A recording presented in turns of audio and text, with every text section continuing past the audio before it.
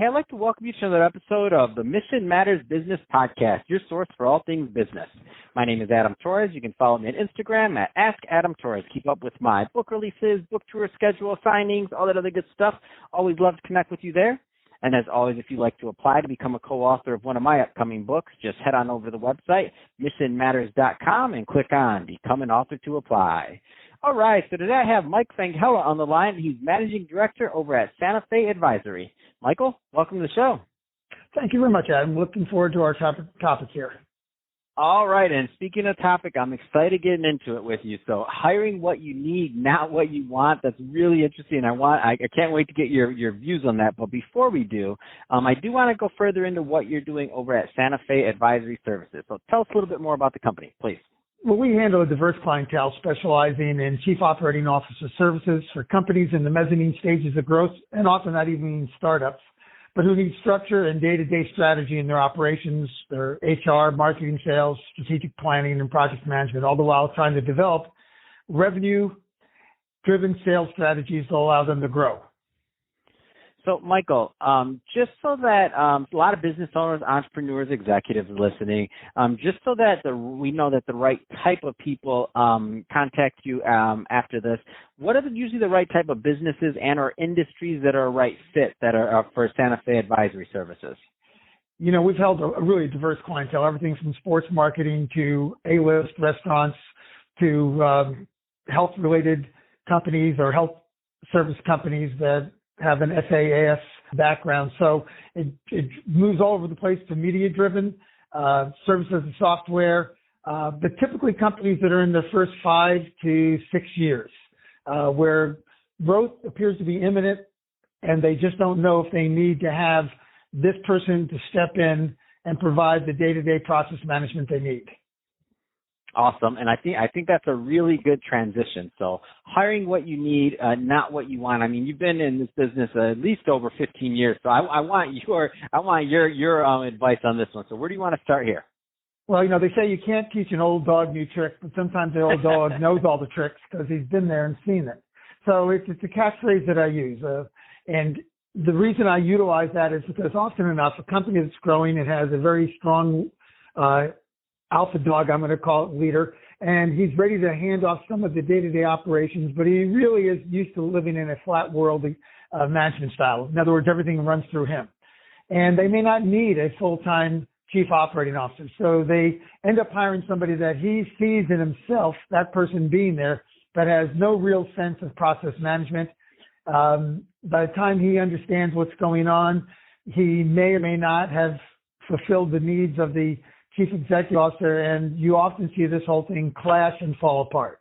If it's done properly and they're given a chance to develop processes that deal with their strategies moving forward, they then get that person who's looking at the company's day-to-day operations, but also with the next wave mentality.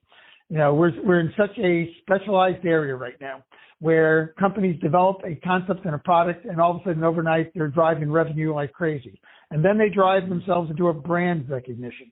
But the problem is that they're so caught up in that moment, they don't see the next wave. In other words, they're sitting in the ocean, they're enjoying the day, but they don't see that big wave coming behind them of new technology, new ideas, new strategies, and there's someone thinking while they're enjoying themselves in the day. That's what a true chief operating officer does. And since most companies can't afford that or don't need a full-time person, that's what we provide. Wow, that's I don't know how you summed up the demise of how many CEOs and folks that haven't worked so quick. Like you did that in less than a minute. I can't believe that. I mean, I expected it because of your background and what you do, but like you really oversimplified some of these decisions that have taken, you know, some businesses, you know, a year to make or upwards of that. So where do you find, and again, because this is your specialty, where do you find are some of the common reasons for this error that keeps getting made over and over again? Well, one, it sounds great to say you have a COO. You know, you can't be in charge unless you have somebody you're in charge of. And that person is basically taking your day-to-day operations, but your company's usually not big enough to handle that person. In other words, that person will not have very much to do. So hiring somebody on a fractional basis allows that continuity to take place and give them the structure without taking up a huge base of their revenue, and more importantly, creating a solution that didn't have a problem. The next thing is you need something that's out there that's going to provide an opportunity to set forth the processes and keep the COO aware that while his strategic mission is his goal and his effort, everybody's got to be working towards that strategic mission and their particular job focus. That's what a chief operating officer in a startup really does, because the day-to-day management is changing every day. He is setting up processes because the reality, everything from onboarding to strategies or expenditures, and you've got to think about, yeah, I know we can grow, but can we actually afford it? Is there another solution-oriented set out there? You'd be surprised how many companies in today's world where they go from having a sales deck to the next thing they're capitalized, to the next thing they think they're the hottest thing on the record, and all of a sudden they have 30 people and they only need 3. And that happens a great deal. Or they build all that up and then they find out that they've spent so much time on identifying who they are, they forgot to watch who's creeping up from behind them. And that's the difference of today's world of 20 versus 20, 25 years ago. You know, you could take a company public, and I have on a couple of occasions, and you built your product, and the market took its place to get to where it was going to get to. There was none of the overnight sensation that you have right now. And that comes with a whole barrel of problems for today's CEOs who are probably great idea people, but have really very little or no management skills going forward. They just have a vision, and they're so driven by that vision, they trample everything in its way to get to it. Wow, well said. And I love how you said that. So you said you go from having a deck to being capitalized to now you're like, and it's such an interesting thing. I can say, I mean, our business, we're a baby business over here. We have 11 people, so we're not huge by any means. But that being said, I remember when it just all started with a deck, and there's something of that's interesting to me about when you move from having a deck, like you're creating it in school or college or whatever else, and then all of a sudden, like this deck translates into dollars and lives and jobs and products. It's just so interesting to me. Yeah, and there's the old rule. I mean, the old rule is a rule. No one wants to break their own rules. So when a new company gets started and it creates its mission and it creates its strategic vision, it's very hard for that person in of himself to see that rule ever being broken. And so a good COO doesn't challenge that a chief executive, that visionary. He guides them to get to where he needs to get to without all the pain and energy of having to fall down the stairs 5 or 6 times a week before he starts to realize you should hold on to the railing as you're going down. Mm-hmm. So it's a difficult world that they're in today. I mean, my hat's off to any of these people and the entrepreneurs that get out there. The sad part is there is no finality in having achieved, because like I said, that next wave is constantly coming. Mm-hmm. And if anybody remembers MySpace, that would be a perfect example. Yeah, I remember. So that being said, I do want to spend a moment or two on, Michael, on just the fractional concept, because I don't want to assume everybody listening understands that. Can you go into that, please? Well, the reality is if you hired a chief operating officer and your company was generating X amount of hundreds of thousands of dollars in revenue, and you had enough level management that you needed a process set in place, you'd take that person on full time, but you really don't know what the processes are, and you're paying for that person's learning curve. By utilizing a fractional CEO, we basically take bit by bit, and you're getting what you want out of that person for that moment. You're not carrying the overhead for that person to be sitting there on days when he's twiddling his thumb and talking strategy or taking someone out to lunch or hearing you complain about the world as you see it if you're the chief executive officer, and that's part of the job. It's about getting the things in place and then preparing the company so that you can actually go to that CEO and say, you're probably ready to bring on a full-time person. If not a chief operating officer, maybe a director of operations.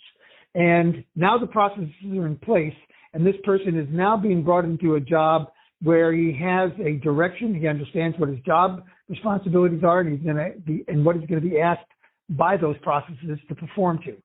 You'd be amazed that the guy does a great job selling himself to this chief executive officer about how he can do all these things, but then when he gets in, he's never really looked at your business, and you're spending probably the first 6 months teaching him your business before he knows what he wants to do to help you out. By being a diversified entity like we are, where we've seen so many businesses, we really are able to hone right in, because we know time is money, and we're being hired on that basis to create the situation or the processes that they need to have if they're going to think about expanding, and then possibly at some point adding on the personnel that'll handle that position. That's awesome. Love talking to you, Michael. You make it all seem so easy. So that being said, if somebody's listening to this and they want to learn more about Santa Fe Advisory Services, I mean, what's the best way for them to reach out and to connect with you and your team? The reality is we have a website, www.santafeadvisoryservices.com. There's a little questionnaire in the back of the contact page. You send that, and one of our managers will get a hold of you, and we do a consultation, and we do all that for free. So when we come back to you and say, this is what we want to do, that has cost you nothing.